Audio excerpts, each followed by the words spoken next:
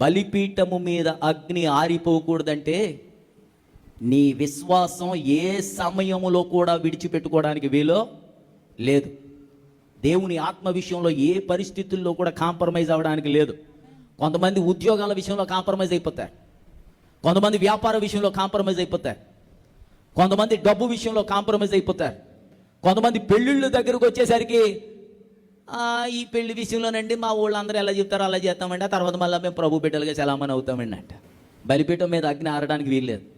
అది ఏ యొక్క ముఖ్యమైన పని అయినా సరే, నీ బ్రతుకు దారి మీద ఆధారపడి ఉన్నా సరే, దేవుడు నీలో వెలిగించిన ఆ యొక్క అగ్ని, నీలో వెలిగించిన ఆ యొక్క అద్భుతమైన పరిశుద్ధాత్మ అగ్ని, నీ మీదికి దిగి వచ్చిన అగ్ని నాలుక అనగా దేవుని యొక్క అభిషేకం, దేవుని యొక్క వ్యక్తిత్వం, దేవుని యొక్క శక్తి, దేవుని యొక్క ఆత్మ, అది ఆరిపోవడానికి వీలు లేదు. దేవునికి స్తోత్రం కలుగును గాక.